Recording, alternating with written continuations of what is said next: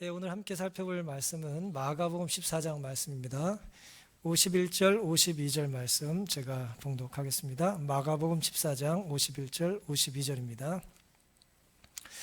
한 청년이 벗은 몸에 배 홑이불을 두르고 예수를 따라오다가 무리에게 잡힘에 배 홑이불을 버리고 벗은 몸으로 도망하니라. 마가복음 14장 50절 바로 전 성경절에는요, 제자들이 다 예수를 버리고 도망하니다라고 하는 이제 내용이 있습니다. 그러니까 예수님의 제자들이 예수님을 다 버리고 도망을 갔어요. 그리고 그 다음 바로 51절에 또 한 청년이 이제 예수님을 이제 버리고 도망가는 내용이 기록되어 있습니다. 우리가 이제 어떻게 예수님의 제자들이, 제자라는 말은 말 그대로 예수님을 따라다니는 사람이잖아요. 예수님을 따라다니는 사람들이 어떻게 예수님을 버리고 도망갈 수 있었나, 이제 그런 생각들을 우리가 해보는데, 제자들이 유난히 믿음이 부족했기 때문에 그날 도망을 갔을까요? 만약에 믿음의 무게를 달면 그날 예수님의 제자들의 무게와 오늘 이 전 세계가 좀 여러 이전에 없던 힘든 일로 혼란하게 만든 이 상황에 우리의 믿음과 비교해 봤을 때에 제자들의 믿음이 우리보다 못할까요? 우리 이제 어떤 한 사건 혹은 어떤 모습들을 보면서 그 단면을 보면서 그 하나의 모습을 보고 이렇게 쉽게 평가절하 하기가 쉬운데요. 사실 유난히 그날 예수님의 제자들의 믿음이 부족했거나 혹은 오늘 본문이 오늘 본문을 통해서 우리가 살펴볼 이 청년의 믿음이 유난히 부족했다고 보기는 어려울 것입니다. 오늘은 사람은 변할 수 있을까라고 하는 제목을 한번 정해봤어요. 오늘 이 젊은 청년의 모습을 이제 살펴보면서 사람이 변할 수 있는지를 함께 좀 말씀으로 비교해 보길 원하는 것입니다.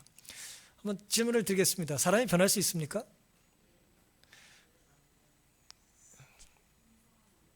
본성은 안 변한다. 예, 그냥 드리는 질문이에요. 사람이 변할 수 있습니까? 예, 변하지 않는다. 변할 수 있다. 변하길 원합니까? 변하는 게 쉽습니까? 쉽지는 않아요. 예. 좋아지는 건 잘 안 되고 나빠지는 건 잘 되죠. 예. 어쨌든 오늘 사람이 변할 수 있는가라고 하는 제목을 좀 정해봤고요. 이 이름이 기록되지 않은 이 한 청년을 좀 추적하면서 함께 말씀의 은혜를 나누겠습니다. 저는 사실 이 청년의 삶을 이렇게 조망하고 말씀을 드리는 걸 좋아해요.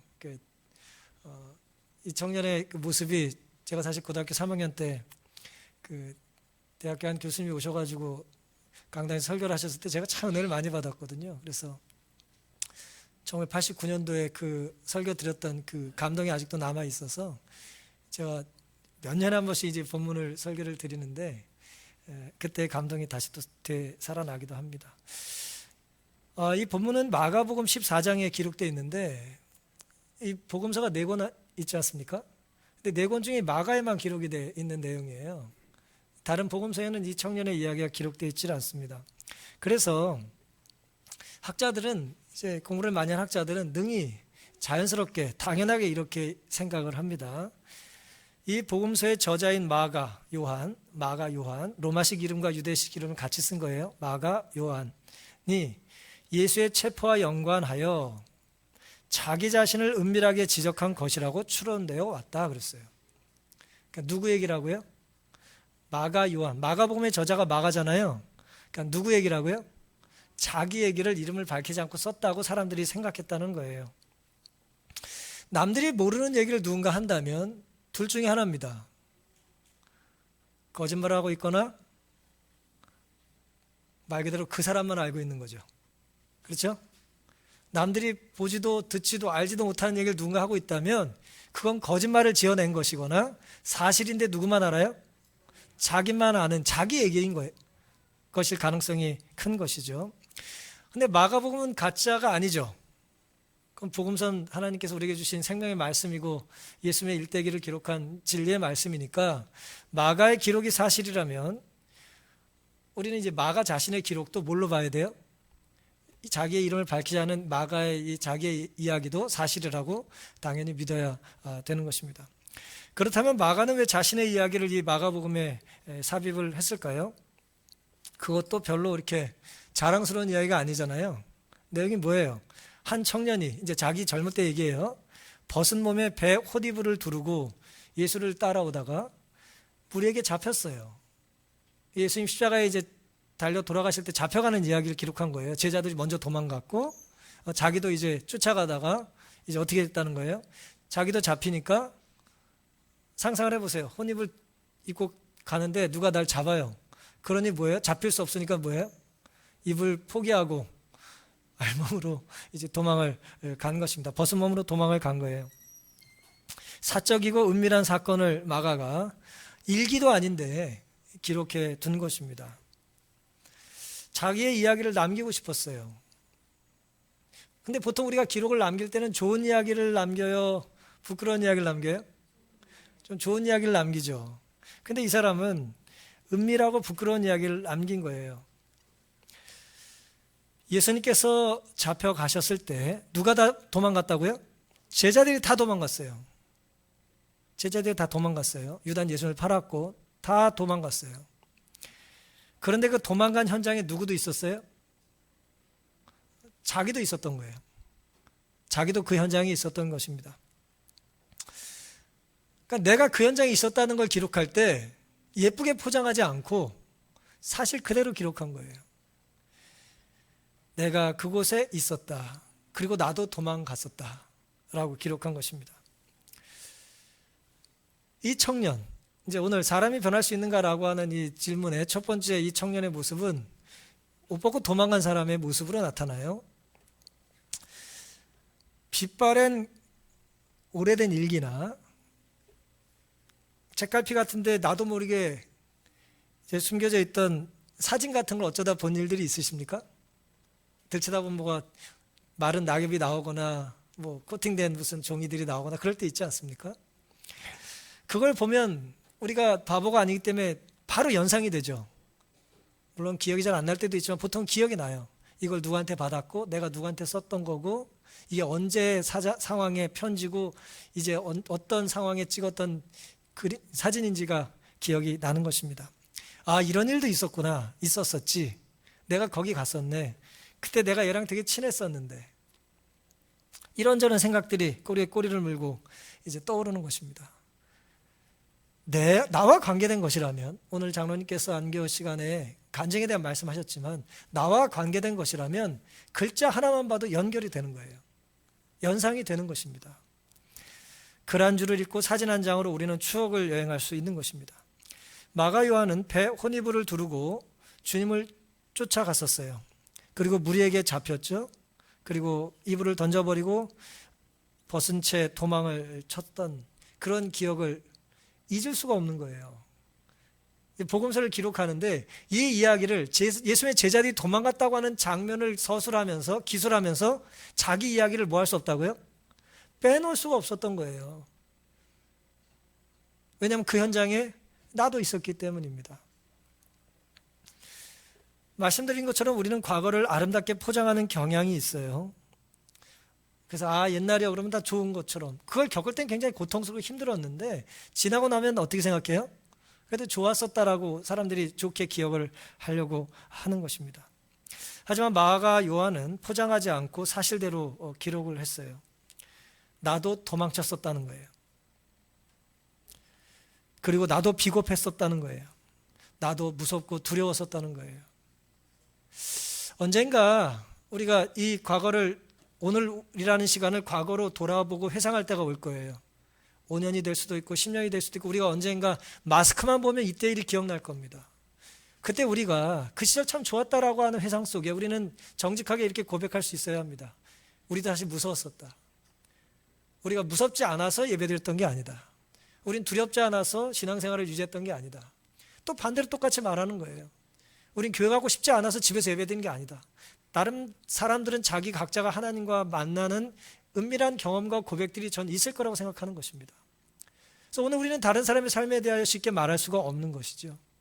중요한 것은 내가 어떤 마음으로 이런 선택을 하고 또 어떤 마음으로 저런 선택을 했는지를 우리는 정직하게 또 기억하고 하나님과 관계를 회복하는 기회로 삼아야 된다는 것입니다. 주님을 뒤쫓아가는 일, 그 일은 아름다운 일이에요. 그렇죠? 근데 이 사람이 왜 배 헛이불을 뒤집어 쓰고 예수님을 쫓아갔겠어요? 자기를 감추느라고. 예, 물론 알몸을 감춰야죠. 알몸으로 돌아다니면 안 되니까. 근데 왜 옷입을 새도 없이 겨를도 없이 왜 갑자기 이불을 뒤집어 쓰고 나갔냐는 거예요. 우리가 능히 생각해 보면 이 사람이 쉬운 말로 잠자리에서 자다 말고 일어나서 갔다는 걸 알 수 있어요. 복장이 자유로운 잠자는 편한 복장에 있다가 예수님 잡혀갔다는 소식을 들으니까 그러면 안 되지. 나 예수님 가시는데 내가 가서 봐야지. 뭐 그런 생각으로 아주 급하게 움직인 거예요. 옷 입을 겨를도 없이 입을 팍 뒤집어 쓰고 나간 거예요. 아름다운 모습 아닙니까? 옷 갖춰 입고 옷 다리고 뭐 넥타이 매고 그러지 않았어요. 급하게 예수님 때문에 빨리 움직인 거예요. 아름다운 일이죠. 중요한 일이죠. 예수님 따라다니는 일은. 맞습니까? 예수님이 잡혀가시는데 그 예수님을 내가 봐야겠다. 내가 예수님의 곁에 있어야겠다라고 하는 건 매우 중요한 일이에요. 우리가 여기서 기억해야 될 게 있습니다. 우리가 중요한 선택을 하고 중요한 일을 한다고 해서 갑자기 유능해지는 건 아니에요. 예수님을 쫓아가는 중요한 선택을 했어요. 옷을 입을 겨를도 없이 내가 입을 뒤집어 쓰고 나갔어요. 그냥 뭐 세수할 겨를도 없었을 거예요. 그런 결단을 내리고 나가고 나면 믿음이 정말 좋아져가지고 유능해져가지고 누가 날 잡으면 뭐라 그래요? 나를 대신 잡아가시오. 뭐 그러면 좋은데 내 발에는 어떤 믿음과 내 현재의 모습은 어때요? 별 이제 경의를 보이는 거예요. 괴리가 있는 것입니다. 차이가 있는 거예요. 믿음이라고 하는 것을 선택했을 때 우리의 능력도 이렇게 확 올라가면 얼마나 좋겠습니까? 근데 그렇지 못한다는 것이죠. 우리가 거룩한 일을 하면서 우리 인격이 갑자기 성화가 되면 얼마나 좋겠어요? 근데 우리가 그래요? 그러지 못해요? 그러지 못해요. 부모가 된다고 갑자기 거룩해지는 게 아니잖아요. 우리가 하나님 앞에 간증을 하고 찬양을 한다고 갑자기 성화되는 게 아니란 말이에요. 내 입으로는 찬양을 하지만 내 찬양하는데 딴짓하는 사람 보면 속으로 뭐예요? 찬양하면서 막 정죄해요. 저 인간은 왜 저러고 있나? 우리가 그런 사람들이란 말이죠. 그러니까 오늘 우리가 착각하지 말아야 합니다. 누군가 중요한 일을 지금 하겠다고 하거나 중요한 일을 하라고 시켰을 때 그 사람이 갑자기 정말로 성화되거나 능력이 위대한 사람으로 변화됐을 거라고 생각하시지 말아야 돼요. 그렇지 않습니다. 나는 그런 능력이 없으니까 그 일을 할 수 없다라고 하는 건 그건 사실은 정직한 걸 수도 있지만 비겁한 겁니다. 제자들도 마가 요한도 주님을 따르는 것이 옳고 중요하다는 것을 모르지 않았어요. 그러니까 예수님을 따라 나섰던 거잖아요. 그런데 무서워서 다 뭐 했어요? 도망갔잖아요. 그것도 사실이고 이것도 사실이에요. 무섭지만 따라 나섰고 따라 나섰다 무서우니 도망간 것입니다. 우리 역시 오늘 두렵고 무섭고 감당하기에 버거운 것들이 있습니까? 있어요. 각자 사람들은 각자 나름대로의 짐이 있는 거예요. 엄마로서, 아빠로서, 아이로서, 부모로서, 또 직장인으로서, 일을 시키는 사람으로서, 일을 시킴을 당하는 사람으로서 우리는 다 각자 져야 될 짐들이 있는 것입니다. 따라서 우리에게는 얼마나 의욕적으로 주님을 따라 나섰든지와 상관없이 주님을 떠나 도망친 부끄러운 과거들이 누구에게나 있는 거예요. 멋있게 출발했지만 걸음아 나설려라 그러고 도망친 일들이 누구에게나 있다고 생각하는 것입니다. 유사하고 비슷한 일들이 우리에겐 있는 거예요. 남들은 몰라요. 마치 마가가 이제 자기 이름을 밝히지 않아서 오랜 동안 사람들은 뭐 몇 사람 빼고 혹은 뭐 성경학자들 빼고 합리적인 이제 연구를 하는 사람들 빼고 이게 누군지 알 길이 없는 거죠. 하지만 문명을 살피고 정황을 살피고 했을 때 이 이야기를 알 만한 사람 누구밖에 없어요? 자기밖에 없는 거예요. 알몸으로 옷 입을 뒤집어 쓰고 도망갔다는 얘기를 누가 하는 거예요? 혼자밖에 모르는 거죠. 자기 얘기란 말이죠. 하지만 과거에 주님을 떠나 도망친 삶을 숨기기보다는 그 과거의 부끄러운 어쩌면 경험이 현재 내가 다시금 겸손히 주님을 붙잡아야 될 이유가 될 수 있게 되기를 간절히 바랍니다. 사람은 변할 수 있을까? 이 사람이 보여준 첫 번째 모습은 주님을 따라오다가 벗은 몸으로 도망진 도망자의 모습이에요. 근데 이것이 이제 AD 31년경의 이야기입니다. 예수님이 이제 돌아가실 때 얘기니까요. 31년에 있었던 이야기입니다. 그리고 14년이 지났어요. 14년이 지났습니다. 초대교회가 이제 자리를 잡고 이제 안디옥에서 그리스도인들이 모여서 저 그리스도인들이라고 하는 어떻게 보면 조롱들을 듣게 된 거예요. 아까 장로님께서 요즘 기독교라고 하는 말 대신 사람들이 안 좋은 말을 붙이잖아요. 기독교라고 하는 말은 출발 자체가 모욕적인 말이었어요. 야, 저 그리스도인을 봐라가 아니라 어이구 저 정신 나간 그리스도인들 저거, 그렇게 시작된 말이에요. 예수님이 미친 사람들이라는 얘기였으니까요. 그러다가 이제 초대교회가 성령의 역사로 부흥하고 성장하고 예루살렘에서 핍박이 심해지니까 이제 흩어지기 시작했어요. 그리고 이제 북쪽 이제 특별히 안디옥에 많은 사람들이 털을 잡고 전도를 하게 됐습니다. 사도행전 13장 13절에 보시면 교회라고 하는 건 필연적으로 내가 받은 것을 어떻게 해줘야 됩니까? 그리스도인은 필연적으로 내가 받은 걸 뭐 해야 합니까? 나눠야 되는 거잖아요. 내가 만난 주님을 증거해야 되고 내가 받은 은혜를 조건 없이 나눠야 되는 거잖아요. 그렇죠? 뭐 여러분이 이 자리에 앉아 계실 때 우리가 나는 오늘 교회 가서 밥값을 하고 와야겠다. 감자랑 계란이 2,000원쯤 된다. 2,000원어치만 예를 들어 내시면 나는 교회 갈 자격이 있는 거냐? 그건 아닌 거죠. 예?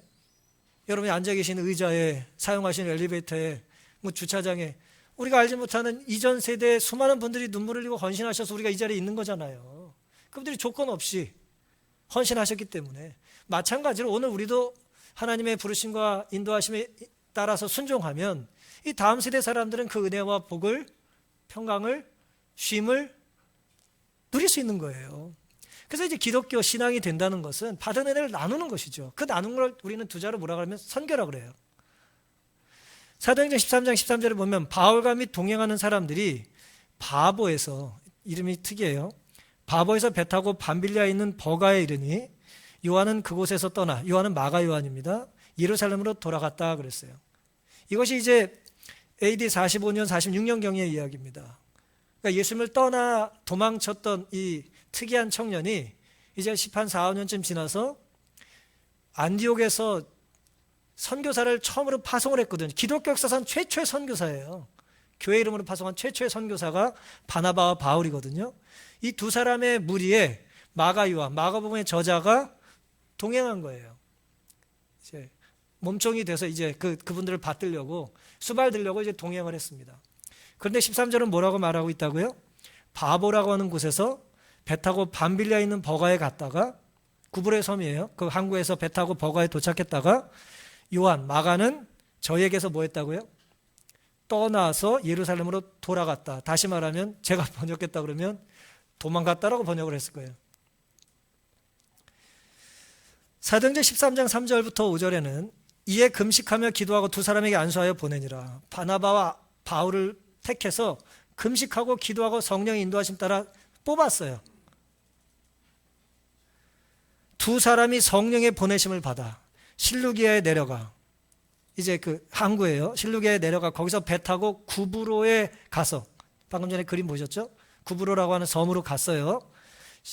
살라미에 이르러, 여기 또 항구입니다. 하나님 말씀을 유대인의 여러 회당에서 전할세 요한을 수종자로 두었더라 그랬습니다. 이 이제 도시, 뭐 옛날 지중해 연안에 구브로라고 하는 큰 섬, 그 섬의 이제 유력한 도시는 당연히 항구가 아니겠어요? 그곳에 도착해서 전도하고 또 이제 전도하러 배를 또 탔다는 것이죠. 이곳에 요한을 수종자로 두었다라고 하는 것이에요. 이 전도 여행에 살라미에 이르러 하나님의 말씀을 유대인의 여러 회당에서 전할세 요한을 수종자로 두었더라. 두 위대한 초대교회 지도자를 수종하기 위해서 부름받고 동행했지만 중도에 뭐 했습니까? 마가 요한이 포기했어요. 중도에 포기한 것이죠. 이유가 무엇인지 성경이 기록하고 있지 않아요. 안디옥 교회는 성령이 충만했던 교회고 그리스도인이라는 칭호를 처음으로 들었던 곳이라고 사도행전 11장 26절에 말하고 있습니다. 그 성령 충만한 성도들이 기도하고 두 사람을 뽑았어요. 안디옥과 바나바와 바울이었습니다. 그런데 이 거룩한 교회에 거룩한 일이 이 한 사람 때문에 차질이 생긴 거예요. 구브로는 그런데 사실 바나바의 고향이었습니다. 자신의 고향에 전도하러 간 거예요. 사도행전 4장 36절의 이야기입니다. 그리고 바나바와 마가 요한은 성경에는 생지라고 기록되어 있지만 정확한 번역은 사촌이란 뜻이에요. 사촌 동생쯤 되는 거죠. 어쨌든 인척이에요. 사도행전 12장 12절에는 마가라는 요한의 어머니 마리아의 집에 가니 여러 사람이 모여 기도했다고 그랬어요. 그래서 정리하면 이렇습니다. 마가 요한은 사촌 형이 엄청나게 헌신을 많이 한 믿음 좋은 바나바였어요. 초대교회 자기의 땅을 다 팔고 하나님께 기증했던 사람이잖아요. 이 바나바 아주 유력한 전도자였어요.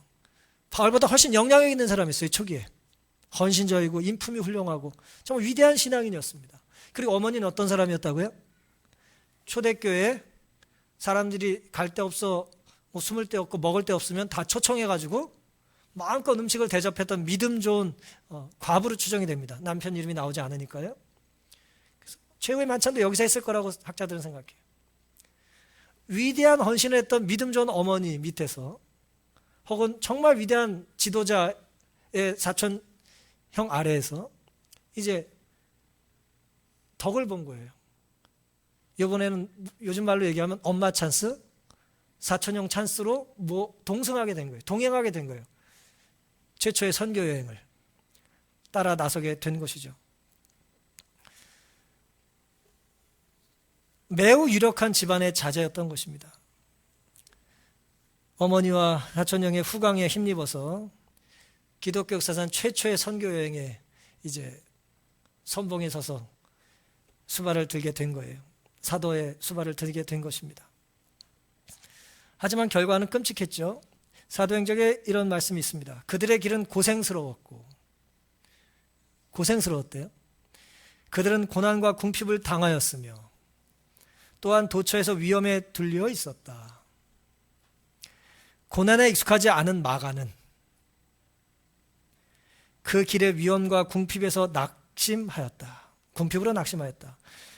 이것이 중요합니다. 그는 좋은 환경에서 아래에서는 성공적으로 일하였으나 이제 흔히 개척자들이 당하는 반대와 위험 가운데서 훌륭한 십자가의 군병으로 고난을 견디는 데는 뭐 했어요? 실패했다는 거예요. 이 사람의 생애가 실패만으로 구성되진 않았어요. 성공도 하고 성공을 지향하며 살고 성공적인 자질과 재능이 있었던 사람이에요. 근데 보시면 이 문장은 뭐라고 기록합니까? 좋은 환경 아래서는 성공적인 삶을 사는 사람이지만 그런 것에 익숙한 거예요. 다 안전하고 완비되어 있는데 잘할 수 있는 사람이었어요. 근데 개척자, 선교행은 개척하는 거잖아요. 하나님을 알지 못하는 사람들이 모여있는 낯선 곳에 가서 목숨을 걸고 전하는 거잖아요. 거기에는 아직 뭐가 안 돼 있어요? 준비가 안 돼 있는 거예요. 바울 같은 기질이 부족한 거죠. 그래서 이제 그곳에서는 뭐 했다? 성공이 아니라 실패했다는 것이죠. 사랑하는 성도 여러분, 호디브를 벗어던지고 도망친 지 14, 15년이 지났어요.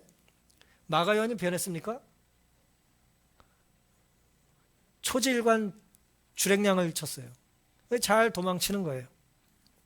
고생, 고난, 궁핍, 위험에 익숙하지 않았어요. 좋은 환경 아래에서는 성공적인 일꾼이었지만 우리도 그럴 수 있잖아요. 다 준비되어 있어요. 내가 뭐 하는데 준비를 해놓지 않으면 내가 어떻게 하냐. 좋은 환경 아래서는 잘했지만 불리한 환경에서는 또 실패하고 말았던 것입니다. 남들이 나를 비난하지 않을 땐 내가 잘할 수 있지만 조금만 날 흔들면 견딜 수 없는 그런 모습이 있는 거예요. 잘한다고 할 때는 정말 잘하는데 비난을 못 견디는 것입니다. 최초의 아름다운 선교 여행에 동행했지만 그 놀라운 특권을 그는 축복으로 연결시키는 데 실패했습니다. 왜냐하면 준비가 되어 있지 않았기 때문이에요. 오늘 우리는 어떻습니까? 우리는 준비되어 삽니까? 우리가 예수님의 재림을 준비해야 된다고 아까 장로님 가정 공부에 말씀하셨는데 우리가 준비를 해야 되는데 준비되어 있습니까? 뭐가 준비입니까?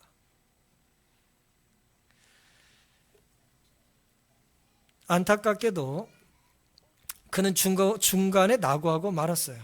하지만 우리가 여기서도 또 주목해 봐야 될 건 뭐냐면 그는 그런 연약한 사람이었음에도 불구하고 이 거칠고 고생이 뻔히 드러나는 예상되는 일에 뭐 했어요?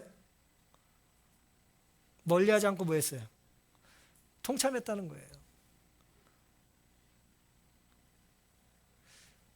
이 부잣집 도령이 이 선교여행 죽을 수도 있고 뭐 물에 빠질 수도 있고 배고픔과 뭐 여러 가지 핍박을 당할 수도 있는 예상되는 일을 뭐 하지 않았어요? 거절하지 않고 따라 나섰잖아요. 그건 아름다운 일 아닙니까? 그건 귀한 일이에요. 그의 삶을 어디서 재단하느냐에 따라서 그에 대한 평가가 물론 달라질 수 있겠지만 적어도 이 마가 요한의 이런 모습, 이전에 한 14, 15년 전에 실패했지만 다시 한번 해보겠다라고 하는 어떤 영적인 결단은 우리가 점수를 후하게 쳐줘야 되지 않겠냐는 것입니다. 물론 그는 14년 전에 도망했고 이제는 낙오자가 되어 또 다른 오명을 쓰고 살아야 했습니다. 이 사람이 재개할 방법이 없을까요? 사람은 정말 변할 수 없는 겁니까? 이 낙오자, 이 사람이 어떻게 변하는가 보겠습니다. 사도행전 15장에 보시면 36절부터 이런 말씀이 있습니다. 수일 후에 바울이 바나바더로 말하되 우리가 주의 말씀을 전한 각 성으로 다시 가서 형제들이 어떠한가 방문하자고 제안을 합니다. 이 말씀은 1차 선교여행이 AD 45년부터 47년까지 끝나고 나서 한 2년쯤 후에 바울이 자기들이 전도했던 곳을 다시 돌아보자는 거예요. 당연히 바나바에게 바울이 제안을 했죠. 37절. 그때 바나바가 이렇게 반응을 보였습니다. 바나바는 마가라 하는 요한, 그도 데리고 가자고 이야기를 합니다.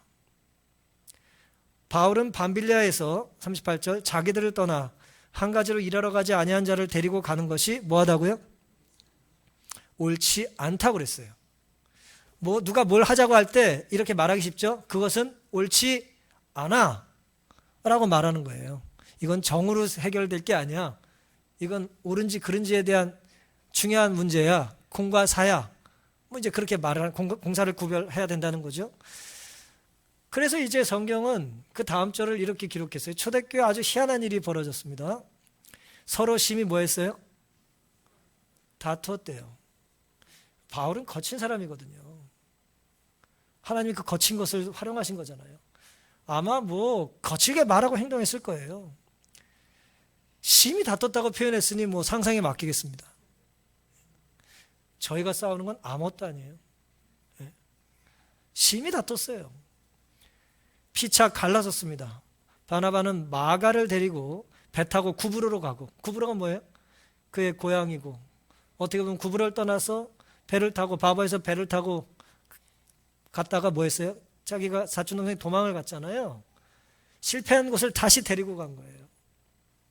그리고 바울은 40절 신라를 택한 후에 그곳으로 안 가고 북쪽으로 갔어요.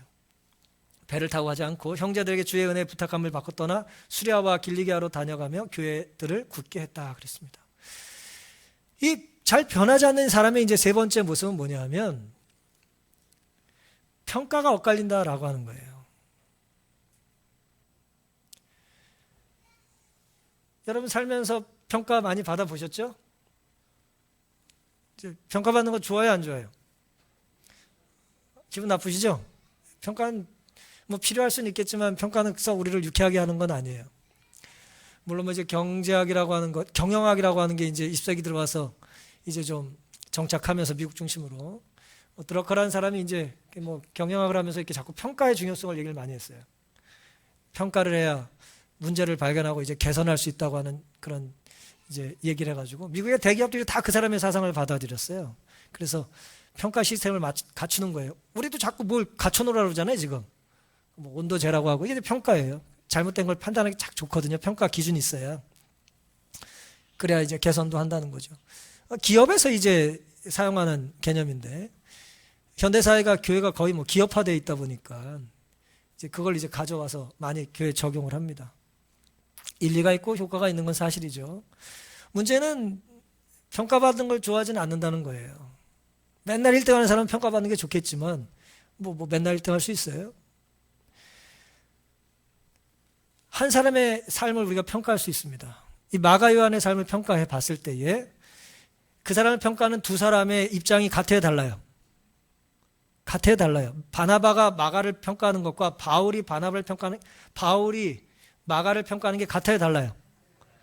많이 달라요, 조금 달라요? 전혀 다르죠. 그렇죠? 다르죠? 완전히 다르죠? 바나바는 좋은 사람이라고 말하는데 바울은 뭐라 그래요? 그를 좋다고 하는 건 옳지 않아. 뭐 이렇게. 뭐 나쁜 사람이야. 그 얘기잖아요. 그렇죠? 그는 괜찮은 사람이야. 가능성 있으라고 말했더니 뭐라 그래요? 바울은 싹스부터 노래. 네? 내가 사람 한두 사람 봤어? 하나를 보면 나는 1000개를 알아. 뭐 이렇게 말하는 거예요. 걔는 눈빛이 헝그리 정신이 없어.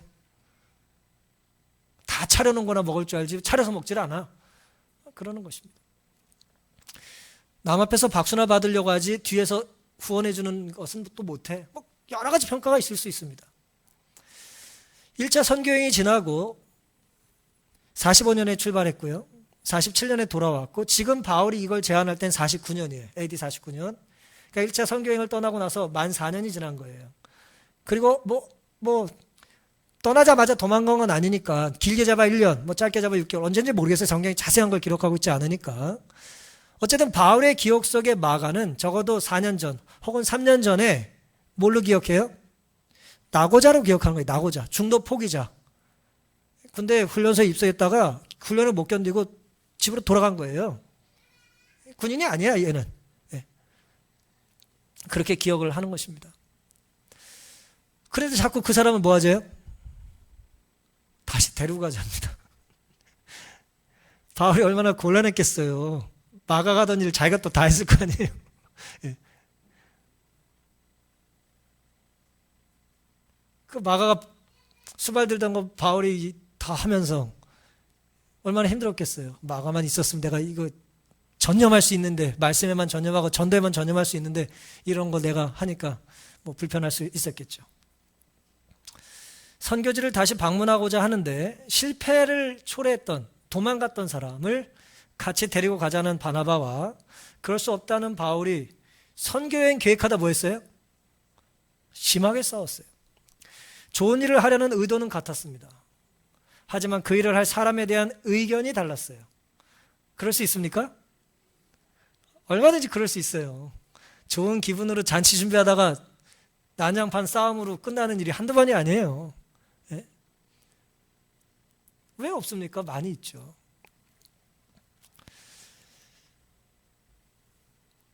한 번 더 기회를 주자는 바나바와 그럴 수 없다는 바울이 싸웠어요. 지난 3, 4년은 마가 요한이 변했던 시간이라고 보는 바나바와 3, 4년에 사람이 변하면 걔는 애시당초 그렇게 행동했을 리가 없어. 뭐 그렇게 생각하는 바울이 이제 갈라서는 것입니다. 마가 요한이 가야 나도 간다는 바나바와 마가 요한이 안 가야 간다는 바울이 싸운 거예요.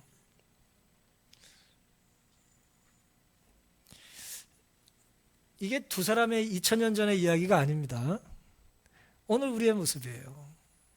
우리의 가정의 모습이고 우리 소그룹의 모습이고 우리 교회의 모습일 수 있어요. 누구 말이 옳은 것입니까? 연약한 교회를 돌보는 일은 치열하고 힘든 일인데 힘들다고 포기했던 사람에게 두 번째 기회를 줄 만큼 여유가 없다고 바울은 말하고 싶었을 거예요. 그냥 숫제 새로운 적임자를 찾는 게 더 효과적인 방법이라고 바울은 생각했을지 모릅니다. 결국 핵심은 마가 요한 때문에 초대교회 두 지도자가 뭐 했어요? 갈라섰어요. 나에 대한 평가가 다른 두 사람을 내가 뭐 해놓은 거예요? 갈라놓은 거예요. 둘 다 일리 있는 말이지만 믿어줘야 된다는 말도 일리가 있고 무조건 믿는 게 다가 아니라는 말도 일리가 있지만 둘 다 좋은 사람이지만 생전 싸울 일 없는 사람이지만 누구 때문에 싸워요? 마가 요한 때문에 싸우는 것입니다. 여러분이 마가 요한이라면 어떻게 해야 됩니까? 여러분이 마가 요한이라면 어떻게 할까요? 내가 사라져 주지. 사라져요? 그래요. 나 잘못했었어 그때. 뭐 뒤집어 엎습니까? 우리가 살다 보면 나에 대한 평가, 우리 자신에 대한 교회에 대한 평가가 극과 극에 달릴 때가 있다는 걸 경험하곤 하나요? 그럴 때 있어요. 저 사람 진짜 좋은 사람이라고 하는 평가를 듣는 똑같은 사람이 또 다른 사람에게는 다른 평가를 받는 거예요. 저 사람 좋지 않은 사람이야. 아주 반듯하게 잘 자라는 학생이라는 평가를 받는 아이가 있는 반면에 또 다른 평가를 받는 거예요. 아주 하늘 아래 저렇게 나쁜 놈이 없는 거예요. 내가 너 그럴 줄 알았어 라는 평가를 듣는 아이가 쟤는 절대 그럴 애가 아닙니다 라고 하는 또 소리도 듣는 거죠. 나에 대한 평가가 상반될 때 어느 게 진짜 납니까? 교회에 대한 평가가 상반될 때 어느 게 이 교회의 진짜 모습이에요?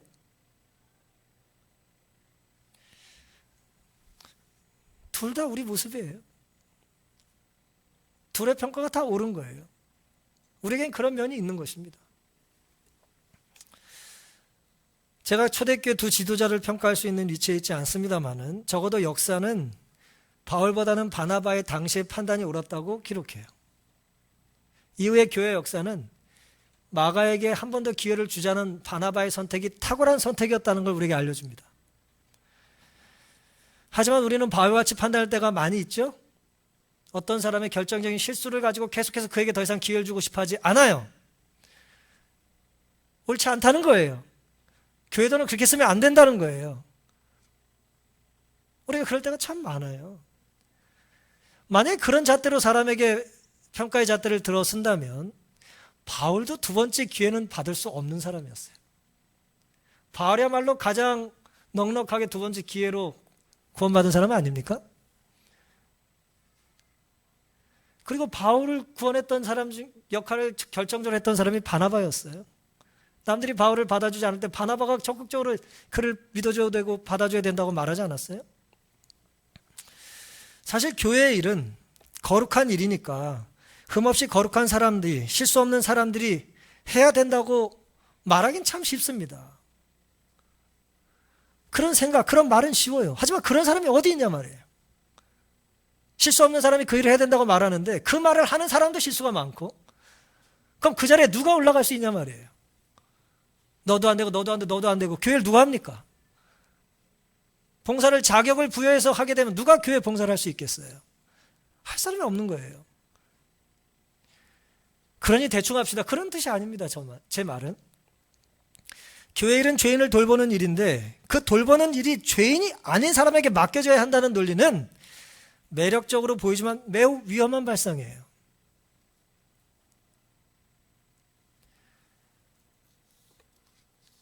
바울의 주장이 다 틀린 것은 아니지만 적어도 마가 요한에 대한 그의 당시의 평가는 잘못됐어요. 왜냐하면 그 고백을 바울이 스스로 이렇게 합니다. 디모데후서 4장을 보시면 디모데후서는 바울의 서신서 중에 맨 마지막에 기록된 책이에요. 그러니까 죽음을 바로 앞두고 바울이 기록한 거예요. 디모데후서 4장 6절에는 이렇게 기록되어 있습니다. 관제와 같이 벌써 내가 부음이 되고 나의 떠날 기약이 가까웠도다. 이 번역이 좀 어려운데요. 공동 번역 이렇게 번역했어요. 나는 이미 피를 부어서 자기의 피를 제물로 이렇게 드리는 제물로 드렸다 이거예요. 피를 부어서 희생 제물이 될 준비를 갖추었습니다. 내가 세상을 뭐 할 때가 가까웠어요? 떠날 때가 왔습니다 그랬어요. 내가 죽음을 앞두고 순교할 때가 가까웠다는 걸 바울이 알았어요. 자신의 모든 생명을 하나님께 부어드리겠다, 피를 붓겠다라고 하는 말을 했어요. 떠날 때가 됐다는 거예요. 떠난다는 건 뭐예요? 세상을 떠난다는 거죠. 죽는다는 것입니다. 이 떠난다는 말은 아날리시스라고 하는 단어인데 흥미롭게도 텐트를 해체할 때 끈을 묶었던 걸 풀 때 쓰는 단어예요. 그리고 배가 이제 항해를 위해서 떠날 때 쓸 수 있는 그런 말입니다. 밧줄을 풀 때 쓰는 말이에요. 묶어뒀던 배를 풀어놓는 거죠. 내 인생에 이제 모든 여정을 마치고 죽겠다는 거예요. 내 모든 삶의 짐을 내려놓고 야영을 철수하고 항구에서 배가 떠나는 것으로 자기의 죽음을 비유했습니다. 이 상황에 바울이 뭐라고 말을 했냐면 11절에 내가 올 때, 디모데에게 말하는 거예요. 내가 올 때에 마가를 데리고 와라. 저가 나의 일에 뭐하다? 유익하다 그랬어요. 사도행전 15장에는 그를 데리고 가자는 바나바의 말이 뭐하다 그랬어요? 옳지 않다 그랬죠. 근데 이제는 뭐라고 말을 해요? 그를 데리고 오는 것이 내 일에 유익하다고 말을 하는 것입니다. 이게 한 1년쯤, 20년 지나서의 이야기예요. 바울이 그를 처음 경험했을 때부터 20년이 지났을 때의 이야기입니다. 물론 그 이전에 이미 빌레몬서 1장 24절에 나의 동역자 마가라고 기록을 했습니다. 이것은 한 15년쯤 뒤의 이야기예요. 그러니까 마가는 이미 바울의 정죄와 달리, 바울이 평가했던 것과 달리 삶이 변한 거예요. 바나와 심하게 다툰 지 십수년이 지났고, 이후에 바울의 기록의 마지막 편지서에 의하면 그는 온전히 변한 유익한 사람이 됐던 것입니다. 사랑하는 성도 여러분, 사람은 변할 수 있습니까? 사람은 변할 수 있어요. 내 힘으로는 변하지 못하지만 하나님의 은혜로 변할 수 있습니다. 그리고 변해야 됩니다. 바울도 변했고 베드로도 변했고 마가 요한도 변한 거예요.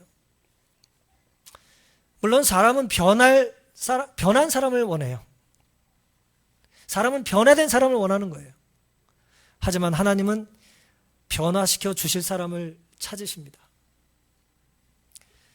영적인 성장은 용서와 은혜를 먹고 자라납니다.